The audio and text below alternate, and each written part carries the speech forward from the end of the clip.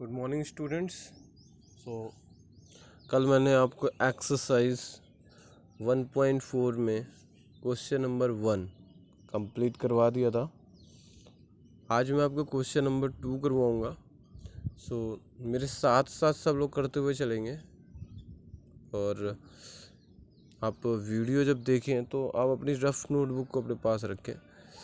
मैं आपको जो है कुछ जैसे कोई क्वेश्चन मैं आपको सोल्यूशन बता रहा हूँ, दैट मीन्स आपको भी वो सोल्यूशन मेरे बोलते बोलते करना है। मैं आपको 1 मिनट 20 सेकंड 25 सेकंड 30 सेकंड का टाइम दूंगा ताकि आप उसको जो है जो मैंने बोला उसको आप कर पाओ।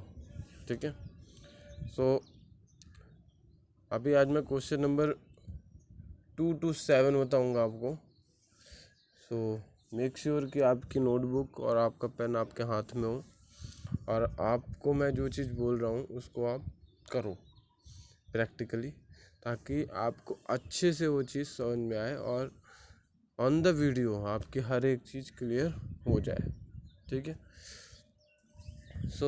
एग्जाम एक्सरसाइज 1.4 का क्वेश्चन नंबर 2 है, verify that A divide bracket B plus C does not equals to A, पहले बी में डिवाइड हो रहा है, प्लस ए फिर सी में डिवाइड हो रहा है, for each of the following values of A B and C. आप सभी लोग अपने माइंड में एक चीज़ सोचिए, ऐसी एक प्रॉपर्टी थी जो डिवाइड में ना आकर के किसी दूसरे ऑपरेशन में आई थी। कौन सी थी वो?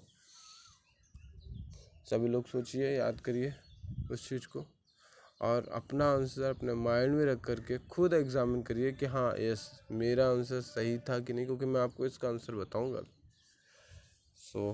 एग्जामिन करिए दैट उसमें कौन सी ऐसी प्रॉपर्टी थी जो डिवाइड में थी ऐसी ही, लेकिन डिवाइड में ना होकर के मल्टीप्लाई में थी। कौन सी प्रॉपर्टी थी? Distributive property of multiplication over addition थी। तो मैंने आपको बताया था कि डिस्ट्रीब्यूटिव प्रॉपर्टी ऑफ मल्टीप्लिकेशन और एडिशन तो इंटीजर में फॉलो करती है, वो तो फॉलो कर जाएगी, उसमें LHS और RHS इक्वल हो जाएंगे। बट क्या मैंने आपको बताया था कि distributive property of division under addition follow करती है? नहीं ना। इसी वजह से इन्होंने वेरीफाई करवाने के लिए क्वेश्चन दिया है कि आप चेक करिए कि क्या ये रूल डिवीज़न में भी फॉलो करेगा। ठीक है। तो यहाँ पर question number 1, A is equals to A, हर एक इंटीजर की वैल्यू दी हुई है आपको। A is equals to 12, B is equals to -4, C is equals to 2। सबसे पहला ही क्वेश्चन हम सॉल्व करते हैं। तो सभी लोग ले लीजिए और सब वैल्यू लिख लीजिए। A is equals to 12, B is equals to -4, C is equals to 2। Value लिखने के बाद अब ये स्टेटमेंट जो ऊपर आपको जो प्रूव करनी है, LHS मीन्स जो लेफ्ट साइड में है, इक्वल के लेफ्ट साइड में, यहाँ पर डज नॉट इक्वल लिखा हुआ है, उसके लेफ्ट साइड वाला LHS होता है, और डज नॉट इक्वल के राइट साइड वाला वो होता है पूरा RHS। लेफ्ट LHS मीन्स होता है लेफ्ट हैंड साइड और RHS मीन्स होता है राइट हैंड साइड। तो आप ये देखो कि A is equals 12, 6 is equals to, B is equals to -4 और C इज इक्वल्स टू 2। ठीक है, ये दिया हुआ है। तो आप स्टेटमेंट जो ऊपर वाले आपको वेरीफाई करनी है उसको लिख लो। आपके पास 10 सेकेंड है, right the statement.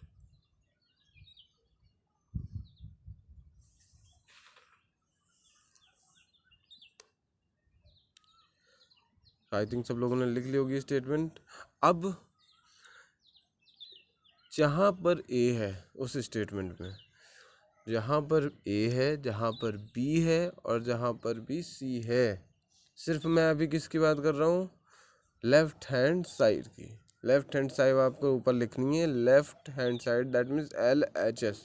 Left hand side पूरा ना लिख करके आप LHS लिखो उसको, और जो LHS आप ऊपर हेडिंग डालोगे उसके नीचे LHS की साइड वाली स्टेटमेंट को लिख लो।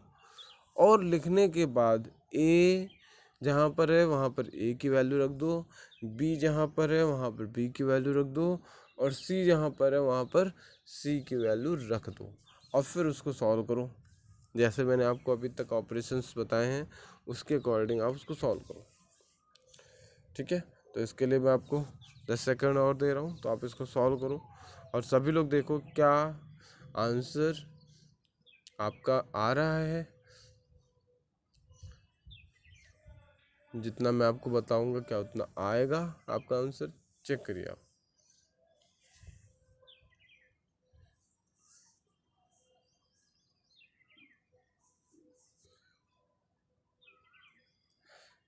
सो ए की वैल्यू 12 आपने रखी, डिवाइड ब्रैकेट लगाया। मैंने आपको बताया था नेगेटिव इंटीजर लगाने पे आप हमेशा ब्रैकेट लगाओगे, क्योंकि वो अपने प्रीवियस साइन को क्या करेगा, इफेक्ट करता है। तो ब्रैकेट +2, अब यहाँ पर हम करेंगे क्या, ब्रैकेट को सबसे पहले सॉल्व करेंगे तो -4 + 2 माइनस का 2 आ जाएगा, और 12 डिवाइड -2, तो नेगेटिव इंटीजर एक पॉजिटिव इंटीजर, तो रिजल्ट नेगेटिव आएगा, और 2 6 12, तो -6 आंसर आ गया, सभी का आया होगा आई होप। सो अब आते हैं ऊपर हेडिंग डालेंगे, इसके नीचे लाइन में हेडिंग डालेंगे RHS। तो RHS की स्टेटमेंट लिख लीजिए, और RHS में जहाँ पर भी ए है वहाँ पर ए की वैल्यू, जहाँ बी है वहाँ बी की वैल्यू, जहाँ सी है वहाँ सी की वैल्यू लिख दीजिए। ठीक है, सो यहाँ पर ए और बी और सी की वैल्यू लिख दीजिए आप जल्दी से, और फिर उसको सॉल्व करिए। सो ए की वैल्यू 12 लिख दी आपने, बी की वैल्यू आप लिख लिए -4 ब्रैकेट लगा करके, लेकिन प्लस ए की वैल्यू फिर 12 लिखिए, डिवाइड सी की वैल्यू आप लिखिए फिर 2। ठीक है, जहाँ पॉजिटिव इंटीजर है वहाँ ब्रैकेट लगाने की जरूरत नहीं है, जहाँ नेगेटिव है वहाँ पर ब्रैकेट, उसको ब्रैकेट में बंद करने की जरूरत है। अब सारे ब्रैकेट को सॉल्व करिए, तो 12 पॉजिटिव इंटीजर है, 4 नेगेटिव इंटीजर है, यहाँ पर माइनस का 3 आ जाएगा। उसके बाद दोनों ही पॉजिटिव इंटीजर हैं तो प्लस करके 6 आ जाएगा, तो -3 + 6, -3 + 6 डैट मीन्स दोनों ही अपोजिट इंटीजर हैं। अब अपोजिट साइन वाले इंटीजर दैट मीन्स यहाँ पर 6 और 3 के साथ माइनस हो जाएगा, तो आंसर आ जाएगा 3, क्योंकि 6 पर पॉजिटिव साइन है इसलिए यहाँ पर रिजल्ट पॉजिटिव का ही आ रहा है, तो आंसर आ गया 3। अब जब 3 आंसर आया तो क्या आपका जो LHS था वो कितना आया था, -6, और RHS कितना आया था 3, तो क्या ये दोनों इक्वल हैं, नहीं ना। सो आपका प्रूव हो गया, ये आपका वेरीफाई हो गया कि LHS और RHS इक्वल नहीं है। दैट मीन्स आप यहाँ लिख दोगे -6 does not equals to 3, that's why A divide bracket B + C does not equals to A divide B + A divide C। ठीक है, तो ऐसे ही आपको सेकंड पार्ट इसका करना है। अब आते हैं थर्ड क्वेश्चन में। थर्ड क्वेश्चन में आपको डायरेक्ट आंसर नहीं लिखना है, जहाँ ब्लैंक है वहाँ पर उसका आंसर लिखना है। ओके, और आई थिंक ज़्यादा प्रॉब्लम नहीं होनी चाहिए, ऐसे क्वेश्चन आप कर चुके हो। सो 369 डिवाइड में ऐसा क्या रखें यहाँ पर ताकि 369 ही बना रहे, सोचो, सोचिए सभी लोग, कोई भी सोल्यूशन नहीं देखेगा। 369 में ऐसा क्या रखें ताकि 369 ही बना रहे हैं, तो जाहिर सी बात है 1। उसके बाद -75 डिवाइड, क्या डिवाइड करें ताकि वो -1 आ जाए, दैट मीन्स एक ये बगल वाला जो इंटीजर होगा ये तो पॉजिटिव इंटीजर होगा, इतनी जाहिर सी बात है, लेकिन 1 कैसे आएगा, रिजल्ट 1 कैसे आएगा भाई, सेम जब न्यूमरेटर डिनोमिनेटर सेम होंगे तभी तो कट होकर के बनाता है। तो यहाँ पर क्या हो जाएगा, डिवाइड 75। ऐसे बाकी सारे आपको फिल इन द ब्लैंक्स करने हैं, और अच्छे से वीडियो को जो है आप लिसन करो, और लिसन करने के बाद जहाँ पर भी मैं आपको रुक रहा हूँ वहाँ पर आप खुद एक्टिविटी करो ऑनेस्टी से, तभी आपको आएगा। ओके, सो उसके बाद आते हैं नेक्स्ट क्वेश्चन में। क्वेश्चन नंबर 4 में लिखा, write 5 pair of integers a, b such that A divide B is equals to -3। ठीक है, आपको ए और बी आपने याद करो जब एडिशन पढ़ा था आपने, तो वहाँ पर दो पेयर इंटीजर आपके ले रहे थे, उनका सम करने पे आपको ये मिल जाए, एक नेगेटिव इंटीजर मिल जाए, या फिर इससे बड़ा मिल जाए, या फिर इससे छोटा मिल जाए, ऐसा कुछ था। तो यहाँ पर भी आपको वैसे ही पेयर अपने तरफ से फाइंड करने हैं, ताकि उन दो इंटीजर का डिवाइडेशन -3 आ जाए। ठीक है, और कितने पेयर फाइव फाइंड करने हैं? 5 पेयर फाइंड करने हैं।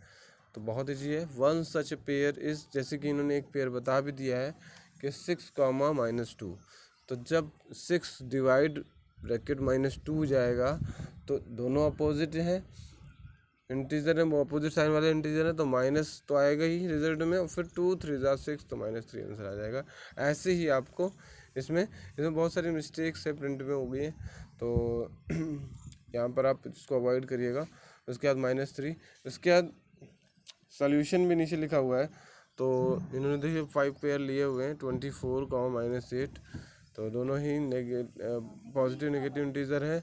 तो उसके बाद 8 3 24, तो -3 आ गया, 4 3 12, -3 आ गया, 5 3 15, -3 आ गया, 6 3 18, -3 आ गया, 20 3 60, -3 आ गया। ठीक है, तो ऐसा आपका क्वेश्चन नंबर 4 भी हो गया। क्वेश्चन नंबर 5 करते हैं। अब क्वेश्चन नंबर 5 रीड करते हैं। The temperature at 12 noon. The temperature at 12 noon was 10 degrees Celsius above 0. ठीक है, मान लो कोई ऐसी जगह है जहाँ पर दोपहर 12 बजे जो टेम्परेचर है वो वहाँ पर 0 से अबव है। पॉजिटिव में होगा तो 0 के अबव होगा, और वो टेम्परेचर है 10 degree Celsius. If it decreases, अगर ये डिक्रीज होता है, if it decreases eight the rate of 2 degree Celsius per hour. ठीक है, मीन्स पर आवर, ऐसा क्वेश्चन आप कर भी चुके हो, ध्यान होगा आपको अच्छे तरीके से। If it decreases 2 degree Celsius per hour until midnight, means दोपहर 12 बजे से रात में 12 बजे तक ये डिक्रीज़ होता जाता है 2 डिग्री सेल्सियस। लेकिन हर घंटे कितना डिक्रीज़ होता है? हर घंटे डिक्रीज़ होता है ये आपका कितना? 2 डिग्री सेल्सियस। ठीक है, so at what time would the temperature be 8 degree Celsius below 0? तो पहले 10 डिग्री सेल्सियस था, बट यहाँ पर कह रहा है कि बिलो 0, दैट मीन्स 0 से नीचे -8 डिग्री सेल्सियस ये किस टाइम पे आएगा, वो टाइम आपको बताना है। So what would be the temperature eight midnight, और एक और उसका आंसर देना है कि मिडनाइट में 12 o'clock में कितना टेम्परेचर होगा, ये भी चीज़ आपको बतानी है, ये भी चीज़ आपको बतानी है। उसके बाद आते हैं इसके सोल्यूशन में। तो यहाँ पर आपको बहुत ध्यान देने वाली बात है, इट्स यूनिटरी मेथड क्वेश्चन। और यहाँ पर आपको सबसे पहले लिखना है the temperature at 12 noon is equals to 10 degree Celsius.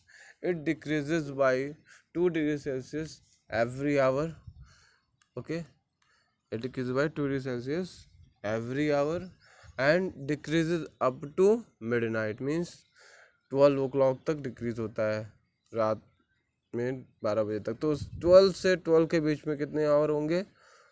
जाहिर सी बात है कितने होंगे? 12 होंगे, 12 आवर्स। तो 12 मल्टीप्लाई कितना कर दोगे आप? 2। 12 मल्टीप्लाई 2 कर दोगे तो टोटल डिक्रीज कितना हुआ? -24 डिग्री सेल्सियस हो गया। ठीक है, -24 डिग्री सेल्सियस डिक्रीज हुआ। अब फाइनल टेम्परेचर क्या लिखोगे? So the final temperature at 12 o'clock, so the final temperature at midnight कितना हो जाएगा? दोनों को टोटल कर दो, तो 10 डिग्री सेल्सियस प्लस ब्रैकेट में -24 degree Celsius is equals to minus का कितना होगा? सोचिए सब लोग, 10 डिग्री सेल्सियस प्लस ब्रैकेट में माइनस का 24 डिग्री सेल्सियस, दोनों ही अपोजिट इंटीजर है, सब्ट्रैक्ट हो जाएंगे, बट रिजल्ट में जो साइन आएगा वो बड़े वाले इंटीजर नंबर का आएगा, जिसमें 24 इज़ द ग्रेटेस्ट नंबर। तो इस पर जो साइन लगा हुआ है वही साइन रिजल्ट में आ जाएगा। तो माइनस का 14 डिग्री सेल्सियस यहाँ पर टेम्परेचर होगा एट व्हेन, कब होगा, एट मिड नाइट। ठीक है, समझ में आ गया। अब एक चीज़ और क्वेश्चन पूछा गया है कि -8 डिग्री सेल्सियस टेम्परेचर कब होगा। सो थोड़ा सा आप दिमाग लगाइए यहाँ पर कि -8 डिग्री सेल्सियस टेम्परेचर कब हो सकता है। ठीक है, सो -8 डिग्री सेल्सियस टेम्परेचर होने के लिए आपको यहाँ पर कितना होगा, 9 आवर लेने पड़ेंगे कि नहीं। 9 आवर क्यों लेने पड़ेंगे, क्योंकि अभी आपने क्या करा, 12 आवर थे तो आपने 2 से मल्टीप्लाई किया, 24 आया, और फिर आपने उसको सब ऐड किया तो वो माइनस का 14 आ गया। बट यहाँ पर आपसे पूछ रहा है कि -8 डिग्री सेल्सियस टेम्परेचर कब होगा। तो 9 आवर मीन्स 9 o'clock पे 12 to 9, तो कितने हो गए आवर, हो गए 9 आवर हो गए। तो 9 o'clock पे उसका टेम्परेचर -8 डिग्री सेल्सियस होगा, क्योंकि at 9 hour, after 9 hour the total temperature decreases by minus का 18 डिग्री सेल्सियस। 18 डिग्री सेल्सियस हो जाएगा तो फाइनल टेम्परेचर क्या हो जाएगा, 10 प्लस ब्रैकेट -18, तो हो जाएगा कितना, माइनस का 8 डिग्री सेल्सियस। इसमें देखिए दूसरा मेथड यूज हुआ है, the difference the temperature between 10 degree Celsius -8 degree Celsius. तो डिफरेंस निकालिए तो यहाँ पर 18 डिग्री सेल्सियस आ गया। फिर इन्होंने डिवाइड कर दिया उस टेम्परेचर को, फाइनल टेम्परेचर को 2 से, और आंसर आ गया 9 hours. So 9 hour that means 9 PM। Okay, तो आप इस मेथड से भी कर सकते हो, उस मेथड से भी कर सकते हो। और उसके बाद आते हैं नेक्स्ट क्वेश्चन में, क्वेश्चन नंबर 6। तो 6 क्वेश्चन के आप क्या ऐसे बहुत सारे क्वेश्चन कर चुके हो। Class 7 maths in a class test +3 marks are given for every correct answer and -2 marks are given for every incorrect answer and no marks for not randomly। So कल मैंने आपको एग्जाम्पल बताया था, so I will not give you any hint about this question, you need to solve this question from yourself. Okay, so start करते हैं 7th question. तो 7th question में लिखा हुआ है, an elevator descends into a mine shaft, 9 नहीं, mine shaft at the rate of 6 meter per minute. ओके, एक एलिवेटर है जो कि डिसेंड्स मीन्स नीचे जा रहा है किसी माइन shaft में। कोई माइन आपने खाद, जो आपकी बहुत बड़ी बड़ी माइन होती हैं, जैसे आपकी बिरला टेम्पल की माइंस है, तो यहाँ पर नीचे जा रहा है एलिवेटर, और यहाँ पर इसकी जो स्पीड है वो है 6 मीटर में, 6 मीटर ट्रेवल करता है नीचे की तरफ 1 मिनट में। ठीक है ना, 1 मिनट में। If the distance start from 10 meter above the ground level. अब ये ग्राउंड लेवल जो है उससे भी 10 मीटर ऊपर से ये डिसेंट्स मीन्स नीचे आना स्टार्ट कर रहा है। So how long will it take to reach -350 meter. तो -350 मीटर जाने के लिए उसको कितना ट्रेवल करना पड़ेगा। तो अभी जो करंट पोजीशन है एलिवेटर की वो कहाँ पर है, अबव ग्राउंड लेवल के अबव कितना, 10 है कि नहीं। So distance moved by the elevator below the ground 350 नीचे जा रहा है 0 से, तो कितना हो जाएगा, 350 नीचे और 10 ऊपर, तो टोटल कितना हो गया, 360 मीटर हो गया कि नहीं। तो total distance moved by the elevator is कितना हो गया, 360 मीटर हो गया। अब rate of the distance that means total distance 360 metre है, लेकिन वो पर मीटर कितने मिनट ट्रेवल कर रहा है, पर मीटर जो है, सॉरी 6 मीटर जो है पर मिनट में ट्रेवल कर, 1 मिनट में ट्रेवल कर रहा है। तो यहाँ पर आपका आप फॉर्मूला लगा दो, यहाँ पर speed is equal distance upon time लगा दोगे। तो यहाँ पर आपको पूछ क्या रहा है, how long it will take, तो टाइम निकालना है। तो टाइम इज इक्वल टू हो जाएगा डिस्टेंस अपॉन स्पीड। तो डिस्टेंस 360 है और टाइम यहाँ पर कितना है निकालना है, एंड स्पीड कितनी है 6 मीटर पर मिनट। ठीक है, तो आप उसको डिवाइड कर दोगे तो 360/6।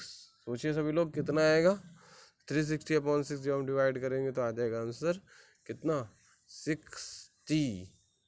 क्या आ जाएगा, 60 minute. 60 minute that means 1 hour. Okay, so hence the required time is 1 hour. So ये आपका क्वेश्चन नंबर 7 हो गया। So you need to write, you need to solve all these question in fair copy, in very neat and clear writing. You और जो भी problem होती है you can put the comment in the comment box section of the YouTube. You can contact me personally as well in WhatsApp, or you can call me as well. So thank you for listening me and have a nice day.